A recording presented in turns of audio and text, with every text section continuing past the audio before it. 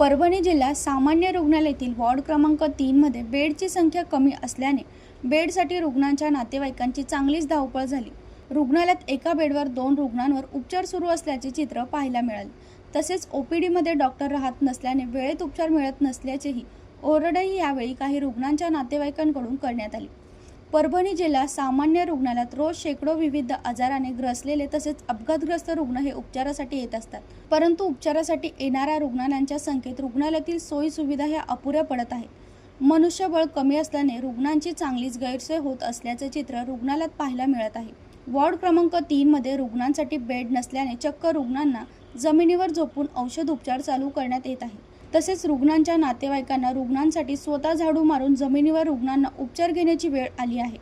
रुग्णालयातील ओपीडीमध्ये रुग्णांची संख्या अचानक वाढल्याने एका बेडवर 2 रुग्ण ठेवण्याची वेळ रुग्णालय प्रशासनावर आली होती। तसेच या ठिकाणी वेळेवर डॉक्टरही नसल्याने उपचार मिळण्यास उशीर होत असल्याचा आरोप काही रुग्णांच्या नातेवाईकांनी रुग्णालय प्रशासनावर आपला रोष व्यक्त केला। राहणार भारसवाडा, तालुका जिल्हा परभणी। मी माझ्या मिस्टरांना इथे घेऊन आलेले आहे। मला माझे 2 मुलं आलेले आहेत, सोबत माझे लहान मुलं आहेत। इथं मला बेडची सुद्धा सुविधा नाही। माझे मिस्टर मी सकाळी 12 वाजल्यापासून ॲडमिट केलेले आहेत, त्यांना सध्या साधी सुई सुद्धा लावलेली नाही आणि आम्हाला बेडची सुद्धा सुविधा नाही।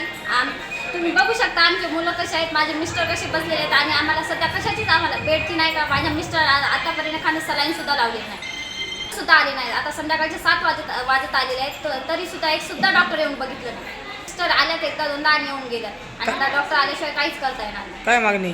आमची मागणी तुम्ही माझीच काही हजारो पेशंट आहेत, मी म्हणत नाही की माझे आज मी एकटी आलेले, आज असे रोज शेकडो कितीतरी पेशंट येत आहेत। तुम्ही माझ्यासाठी नका बघू, प्रत्येक पेशंटसाठी बघा।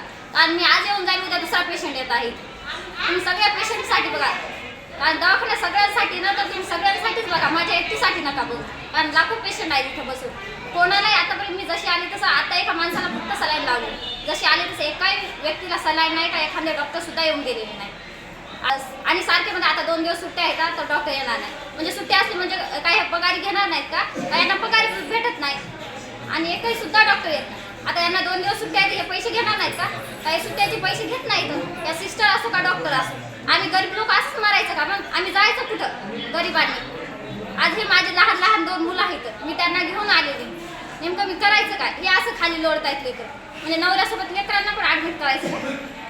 राहुल धबाले, जनशक्ती, परभणी।